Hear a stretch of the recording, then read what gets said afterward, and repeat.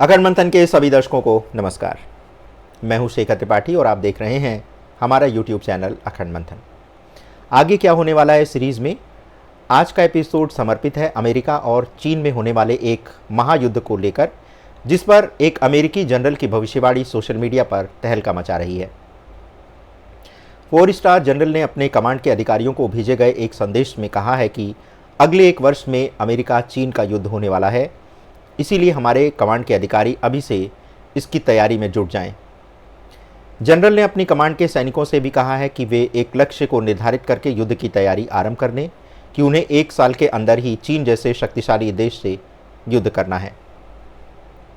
Air mobility command के प्रमुख general mic मिनिहन ने कहा है कि मैं ये आशा करता हूं कि मेरे द्वारा की गई ये भविष्यवाणी गलत सिद्ध हो, लेकिन ना जाने क्यों मेरा अंतर्ज्ञान कहता है कि 2025 में हमें एक बड़ा युद्ध लड़ना होगा, और वह भी चीन जैसे देश से।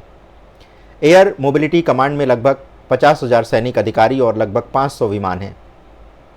मिनिहान के अनुसार 2024 में अमेरिका में राष्ट्रपति के चुनाव होंगे और इसीलिए इस समय अमेरिका का ध्यान भटकाया जाएगा और चीनी राष्ट्रपति ताइवान को अपने कब्जे में लेने का प्रयास तेज कर देंगे।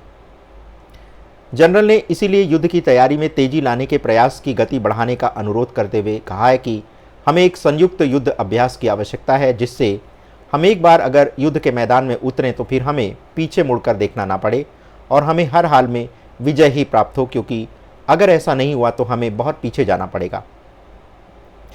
उन्होंने अपने विंग कमांडरों को 28 फरवरी तक चीन से लड़ाई के लिए तैयारी की सारी रिपोर्ट प्रस्तुत करने के लिए कहा है। आप कहते हैं कि हम लगातार तीसरे विश्व युद्ध की बात कर रहे हैं, लेकिन विश्व युद्ध हो नहीं रहा है। क्या आप इस तथ्य से अनजान हैं कि इस समय यूक्रेन की सहायता के लिए रूस के विरुद्ध सारे नाटो देश और अमेरिका खड़े हैं, और यही कारण है कि रूस यूक्रेन युद्ध इतना लंबा खींचता चला जा रहा है। क्या आप इसे तीसरे विश्व युद्ध का शंखनाद नहीं मानते? उधर इजराइल भी हमास और हिजबुल्लाह को समाप्त करने का बीड़ा उठा चुका है, और इसी सिलसिले में अमेरिका की यात्रा पर गए बेंजामिन ने अमेरिकी राष्ट्रपति जो बाइडेन और अमेरिकी उपराष्ट्रपति कमला हैरिस से भेंट की है। अमेरिका एक ओर तो इजराइल पर युद्ध रुकवाने का दबाव डाल रहा है, दूसरी तरफ उसका ये भी कहना है कि इजराइल को आत्मरक्षा का पूरा अधिकार है। तो अमेरिका की ये दोहरी बयानबाजी ये स्पष्ट संकेत दे रही है कि वो नहीं चाहता कि युद्ध रुके और अमेरिका का दूसरा निशाना रूस की तबाही है, लेकिन अंतर्राष्ट्रीय स्तर पर संतुलन बनाने के लिए अमेरिका द्वारा ऐसे बयान दिए जा रहे हैं कि सांप भी मर जाए और लाठी भी ना टूटे। दूसरी तरफ जब अमेरिकी जनरल इस बात का बयान दें कि 2025 में अमेरिका और चीन का युद्ध होने जा रहा है, तो क्या इसे आप तीसरा विश्व युद्ध नहीं मानते? अब यदि आप महाभारत के युद्ध की कल्पना कर रहे हैं कि कौरव पांडव की सेनाएं, 2 पक्षों की सेनाएं कुरुक्षेत्र के मैदान में इकट्ठी होंगी, तो संभवतः आप ऐसी कल्पना कर रहे हैं जो आधुनिक वैज्ञानिक युग में होने वाले युद्ध से काफ़ी अलग है। तीसरा विश्व युद्ध पारंपरिक युद्ध की तरह नहीं लड़ा जाएगा, बल्कि इसमें 2022 से लेकर के 2030 तक धीरे धीरे सारे देश एक दूसरे के विरुद्ध खड़े हो जाएंगे और युद्ध का अंतिम अखाड़ा भारत बनेगा, और इस युद्ध का अंतिम निष्कर्ष भारत से ही निकलेगा। लेकिन जब से अमेरिकी जनरल की यह भविष्यवाणी सामने आई है, तब से सुरक्षा एजेंसियों के कान खड़े हो गए हैं, क्योंकि अमेरिका और चीन का युद्ध पारंपरिक युद्ध नहीं होगा, बल्कि ये एक आर पार की लड़ाई होगी, और इसमें कोई भी देश बीच बचाव करने की स्थिति में नहीं होगा, क्योंकि अमेरिका और चीन दोनों ही ये चाहेंगे कि वे एक दूसरे को परास्त करके संसार के शक्तिशाली देश का स्थान ग्रहण कर लें। इसमें चीन अधिक आक्रामक होगा, क्योंकि अभी चीन तीसरे नंबर पर है और उसे पहले नंबर पर जाना है। दूसरी ओर रूस और चीन की मित्रता किसी से छिपी नहीं है। इधर रूस ने दक्षिण कोरिया के तानाशाह किम जोंग के देश जाकर जिस तरह की गर्मजोशी दिखाई है, वह तीसरे विश्व युद्ध की रणनीति के तौर पर देखा जा रहा है। उधर चीन और दक्षिण कोरिया भी घनिष्ठ मित्र हैं, और दोनों देशों में ये करार हुआ है कि अगर कोई देश उनके देश पर आक्रमण करेगा तो ये दोनों देश ये मानेंगे कि ये हमला उनके देश पर हुआ है। ठीक यही स्थिति चीन के लिए भी होगी।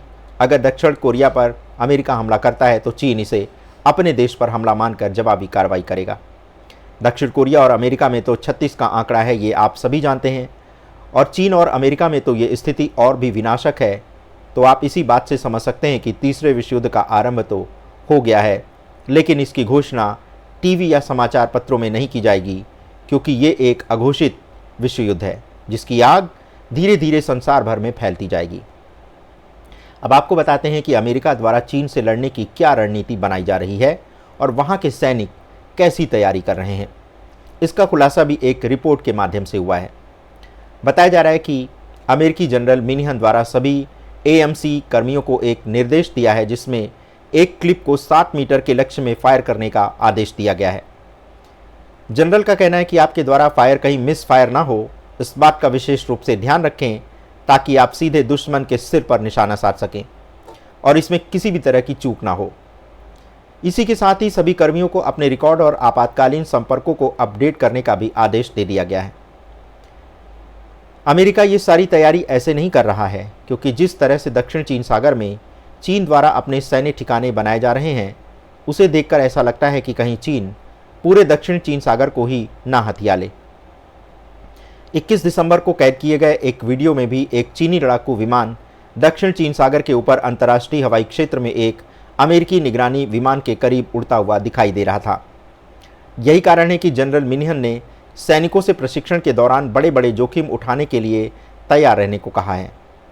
यद्यपि जनरल मिन्हन के द्वारा की गई इस युद्ध संबंधी भविष्यवाणी पर अमेरिकी रक्षा प्रमुख संगठन पेंटागन के अधिकारियों ने कहा कि जनरल द्वारा चीन पर की गई ये टिप्पणी अमेरिकी रक्षा संगठन के द्वारा टिप्पणी की गई ना माना जाए। यद्यपि AMC के प्रवक्ता ने इस बयान की पुष्टि करते हुए कहा है कि जनरल मिन्हन का ये बयान वास्तविक है और उन्होंने ऐसा अपने कमांड को संबोधित करने के लिए कहा है, जो कि स्वाभाविक है। प्रत्येक जनरल अपने कमांड को सदा ही युद्ध के लिए तैयार रहने के लिए प्रोत्साहित करता रहता है और इसमें कोई नई बात नहीं है। उधर अमेरिकी रक्षा विभाग के प्रेस सचिव ब्रिगेडियर जनरल पैट्रिक राइडर ने एक बयान में कहा है कि राष्ट्रीय रक्षा रणनीति स्पष्ट करती है कि चीन रक्षा विभाग के लिए एक चुनौती है और हमारा ध्यान सहयोगियों और साझेदारों के साथ मिलकर काम करने पर है ताकि एक शांतिपूर्ण, स्वतंत्र और खुला हिंद प्रशांत क्षेत्र बनाए रखा जा सके। मार्च 2021 में US इंडो पैसिफिक कमांड के तत्कालीन कमांडर एडमिरल फिलिप डेविडसन ने सीनेट सशस्त्र सेवा समिति की सुनवाई में कहा था कि ताइवान स्पष्ट रूप से चीन की महत्वाकांक्षाओं में से एक है और उन्हें ये लगता है कि यह संकट अगले 6 वर्षों में स्पष्ट रूप से दिखाई देगा। लेकिन ऐसा भी नहीं है कि चीन और अमेरिका सदा से ही एक दूसरे के शत्रु रहे हैं। चीन और अमेरिका कभी एक दूसरे के मित्र हुआ करते थे। इतना ही नहीं, 1919 के विश्व युद्ध में चीन ने अमेरिका का साथ भी दिया था। लेकिन वर्तमान समय में अमेरिका चीन को अपना शत्रु मानता है। लेकिन इसके बाद भी अमेरिका चीन से सीधी टक्कर लेना नहीं चाहता। लेकिन ये भी एक सत्य है कि अमेरिका और चीन के संबंधों में खटास एक लंबे समय से देखी जा रही है, जो किसी से छिपी नहीं है। ये दोनों ही देश एक दूसरे के माध्यम से अपने व्यापारिक हितों को तो साधना चाहते ही हैं, लेकिन ये भी एक सत्य है कि ये दोनों देश अन्य देशों के सहारे भी अपने हितों को साधते हैं। America, Taiwan, Bharat, Australia, Japan जैसे देशों का सहारा तो लेता ही है, वहीं छोटे छोटे समुद्री देशों से मित्रता करने में भी वो पीछे नहीं है। लेकिन चीन अमेरिका की शत्रुता को समझने के लिए पहले ये जानना आवश्यक है कि इन दोनों का संबंध कितना पुराना है और अब इन दोनों के बीच इतनी शत्रुता क्यों बढ़ रही है। चीन अमेरिका का संबंध औपचारिक तौर पर पहली बार 239 वर्ष पूर्व 1784 में बना, जब पहला जहाज अमेरिका से चीन के ग्वांजाओ प्रांत पहुंचा। तभी से दोनों देशों के बीच व्यापार आरंभ हुआ। वर्ष 1847 के आसपास चीनी श्रमिक अमेरिका पहुंचने लगे।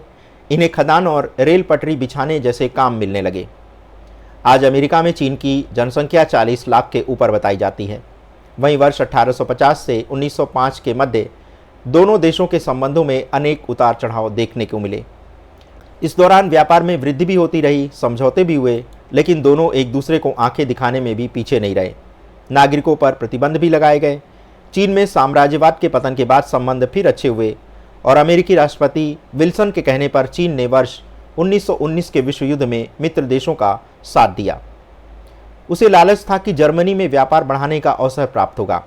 यद्यपि ऐसा नहीं हो पाया क्योंकि जापान, ब्रिटेन और फ्रांस ने कुछ समझौते कर रखे थे और इसकी जानकारी भी चीन को नहीं दी गई, या यूं भी कह सकते हैं कि मिल नहीं पाई। इसके पश्चात दोनों देशों के संबंधों में कड़वाहट देखी गई। चीन में अमेरिका के विरुद्ध प्रदर्शन तक हुए।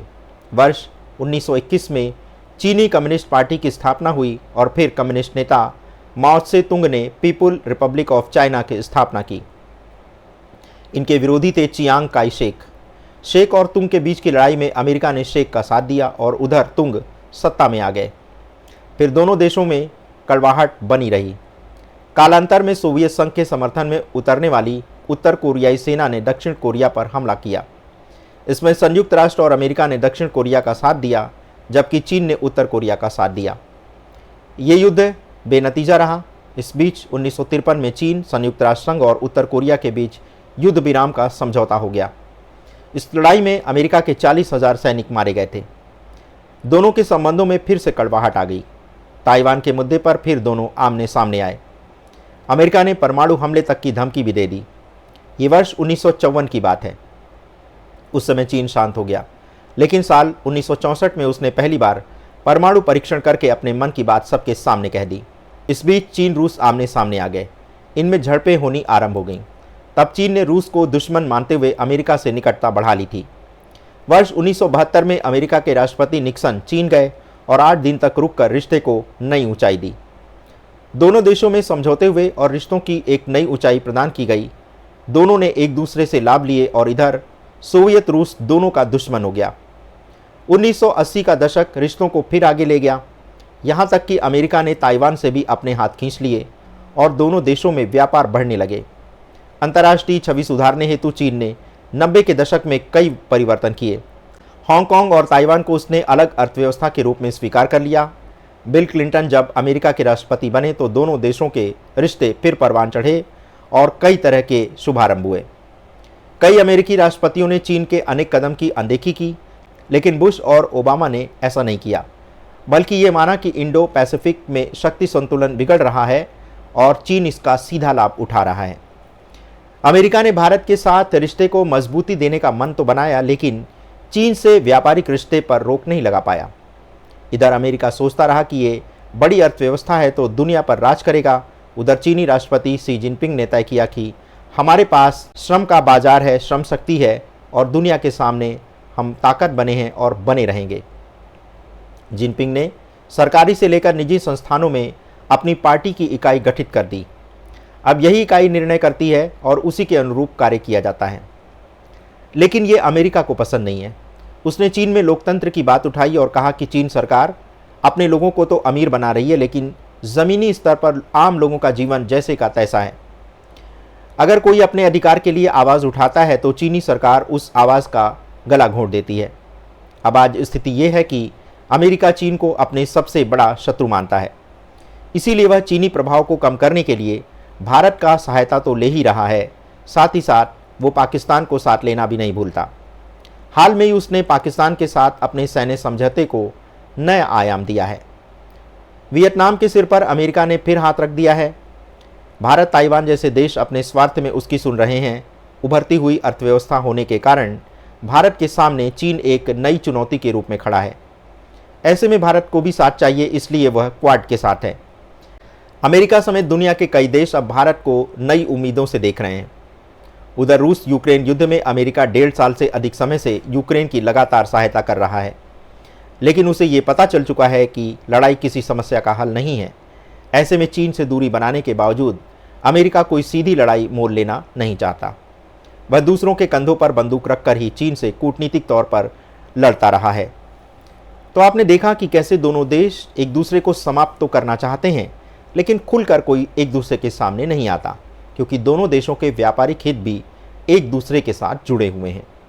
अमेरिका के द्वारा चीन पर सदा ही एक दबाव तो बनाया जाता ही है, लेकिन इस दबाव को मुखर होने नहीं दिया जाता। अब आगे क्या होने वाला है ये तो आपको 2025 तक ही पता चल पाएगा, लेकिन अभी क्या हो रहा है ये जानने के बाद आप सरलता से भविष्यवाणी स्वयं ही कर सकते हैं कि चीन और अमेरिका की आपसी भिड़ंत कोई दूर नहीं है। तो दर्शकों, आगे क्या होने वाला है कि आज के एपिसोड में हमने आपको बहुत ही विस्तार से ये समझाने का प्रयास किया है कि जो अमेरिका और चीन के जो संबंध हैं वो हमेशा से शत्रुता के नहीं रहे हैं, बल्कि उनमें पहले मित्रता भी थी और आज भी एक दूसरे के व्यापारिक हित दोनों देशों के जुड़े हुए हैं। और यही कारण है कि चीन और अमेरिका एक दूसरे को आंखें भी दिखाते हैं, लेकिन खुल करके युद्ध के मैदान में सामने नहीं आते हैं। लेकिन अब एक बड़ी समस्या ये आ रही है कि धीरे धीरे अमेरिका में जब अंतर्राष्ट्रीय स्तर पर मंदी आना आरंभ होगी और अमेरिका की आर्थिक स्थिति कमज़ोर होगी, तो चीन के पास यही एक सुनहरा अवसर होगा कि वह अमेरिका पर दबाव बढ़ाए और स्वयं को शक्तिशाली राष्ट्र के रूप में संसार में स्थापित कर ले। ये अवसर अमेरिका के द्वारा ही मिलेगा, क्योंकि अमेरिका की आर्थिक स्थिति आने वाले समय में बहुत ही ख़राब होने वाली है। चाहे ट्रंप नए राष्ट्रपति निर्वाचित किए जाएं या फिर कमला हैरिस नई राष्ट्रपति बने, लेकिन इस मंदी की भंवर से अब अमेरिका को बचाना असंभव होगा और इसी का लाभ चीन उठाना चाहेगा। और यही कारण है कि अब अमेरिका में चीन से लड़ाई लड़ने की तैयारी की जा रही है। तो आज के इस एपिसोड में बस इतना ही। मिलते हैं आगे क्या होने वाला है सीरीज़ में एक नए अंक के साथ। तब तक के लिए हमें अनुमति दें। धन्यवाद। नमस्कार।